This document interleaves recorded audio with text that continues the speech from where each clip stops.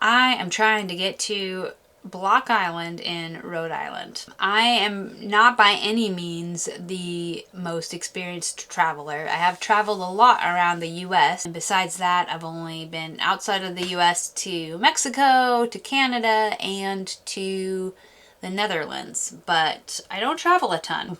If any of you want to give me travel tips, I welcome that, but I am going to bring you in right now on kind of the strategy I'm trying to use to find my way to my first festival. Because the budget that we have right now only pays for us to enter the festivals, and I don't have, at this point, unlimited budget to travel to all the festivals that I get into. But I do feel it's important to go to this one, especially since Reverberate was chosen as a spotlight film. So it will be shown in a special block of films, and I will be on a panel after they show the film. So I really want to be there at least for that day. I would love to be there the whole festival and be able to be there for the award ceremony in case Reverberate wins something. I don't think I'll be able to be there for the whole festival, but I'm excited to at least make it for the first day where they will be spotlighting Reverberate and doing the panel. My first thought with how do I make this as economical as possible was, I talked about in my last in real time video about how part of the strategy was to enter festivals near people in my team. So my director, my producer, and myself are probably the three most likely people to attend a film festival on behalf of Reverberate. If you have other people on your team or your crew or your cast who are excited about attending festivals, I'm thinking about this right now. Like, I should reach out to the rest of my team and see, like, hey, who is interested in attending festivals if Reverberate gets in? Most of my team is based in LA, and I have places I can stay in LA. So, it would be more beneficial if it's people on my team that are not based in LA right now, if they're in other areas that these festivals might be in. But if there's people on your team who could represent your film at these festivals, plan according to that. But if you get into festivals, like I find myself, I got into a festival and no one on my team is from Rhode Island. So the first thing I did when I found out that I was going to Rhode Island was think, who have I not seen for a while that I would love to see and reconnect with that lives in that area?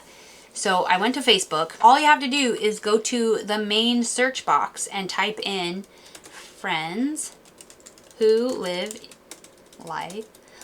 in Rhode Island, or whichever state or city that the festival is near. And you type that in, and automatically it will pull up people that you may know in those areas. Open up with just like, hey, my film got into a festival near where you live. Do you know about the area that the festival is in, and do you have any tips about the best way to lodge around there, or just how to navigate traffic? If you just ask for tips like that, and it's someone who is maybe excited to see you after a long time, then they might even just be like, hey, I've got a couch you can sleep on, or I've got a guest room. Like, you never know. This goes back to like interdependence, right? Like, don't assume that you are inconveniencing someone.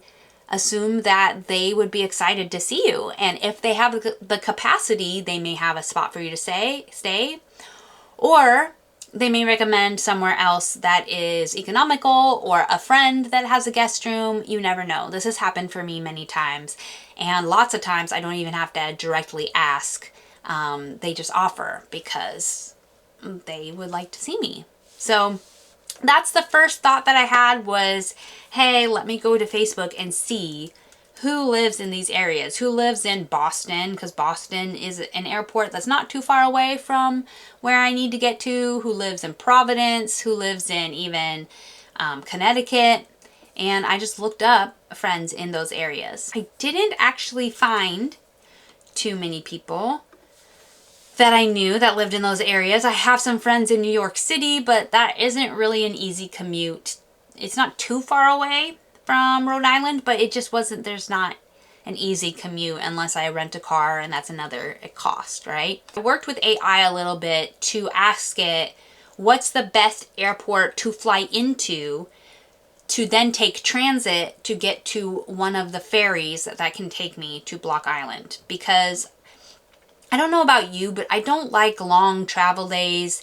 And if I have to add on to that some type of tricky connections between transit, between airport and transit and ferry, and just with a lot of, factors that could be unpredictable, I wanted to understand the transit connections. But what AI actually told me was that the Amtrak connection from Providence to New London, Connecticut, actually would be a smoother transit option rather than taking buses from the Providence airport down to the Rhode Island ferry dock. There were just more buses involved, more opportunities for missed connections and stress. So the other thing that I'm factoring in is that's a long travel day. I will be flying all the way from Washington to the East Coast. And then after that, I need to get on a train and a bus and a ferry. So I've learned to be very kind with myself when I'm traveling. Part of that has come from just navigating chronic pain and knowing that my body, sometimes deals with pain, and on top of an exhausting trip and maybe not drinking enough water or eating good food at the airports, like I factor all of that in, and I don't think that I want to cram all that in and then also be trying to make a specific deadline at the festival. So that is a tip that I would recommend, is if at all possible, don't push yourself that day. Because if you're too exhausted from a long travel day, you might not be able to fully enjoy the experience that you have paid all this money and gone through all this effort to enjoy. And then that's just a wasted trip, right? If you're too groggy or you're too stressed from too many plane and train and ferry connections to enjoy the showing of your film, that to me is not worth it. So, first of all, I used AI to kind of learn what would be the easiest connections, transit connections, so that I could avoid paying huge Uber fees, to Uber from the airport to the ferry dock. I asked the resort that is hosting the festival, I asked them about the ferry and if there was a shuttle from the ferry to the festival resort. So things like that you really want to think about. Let me show you Hopper. And I apologize, I am dealing with some pain right now, so it makes it a little hard to concentrate, but I wanted to get this out there anyway. For any of you who deal with chronic pain conditions, my heart is with you, and I hope that it doesn't keep you from at least taking small, slow steps towards your dreams still. So here we are at hopper.com. Hopper.com's got that little bunny hopping from, state to state, country to country. I'm signed in, which is important. You'll need to have a login in order to use the feature that I want to highlight to you today. So I'm at flights. I type in, I'm in Seattle. So from Seattle to Providence, that's where AI told me would be the best to fly into. And then as the calendar comes up for the dates for you to choose, you can see these color codings that kind of show you the price range that will be available depending on the date that you choose. I've decided I want to do a red eye on the 24th. Since it's such a long flight, I want to arrive on the 25th so that I can do all my transit, my train to my bus to my ferry to the island. I want to do all that in the day before my film is showing. So I will be arriving on the 25th, can do all that, and then sleep the 25th and wake up fresh on the 26th to enjoy the festival. So 24th to, I think I'll be leaving the evening of the 27th. And then one traveler, and then you push search, obviously. The thing that I want to highlight about Hopper is, first, it will come up with some deals for you, some current deals. But if there isn't any current deals, then you can watch the flight, watch the trip. So you will start to get notifications if you have the app. You'll get notifications saying like, hey, prices are really low right now. We recommend that you buy, and we don't think that it's going to get any better. Or they'll even send you notifications sometimes of, this is the current price of the trip you are watching, but we recommend that you hold off from buying for another week or two, because we predict that the flights will actually go down in the next couple weeks. So I really love that feature because it helps me find the cheapest flights possible. And it means that I don't have to be searching every day. I can just wait to get the notification from Hopper. You know what? I'm not seeing it on the actual site. I think you have to be on the app in order to have the option to watch the trips. As in real time, I'm trying to make good choices on how to get to the festival. You know, I look for friends that might be able to host for a night or two. I look for deals on Hopper, and I get their notifications on a good time to buy the tickets.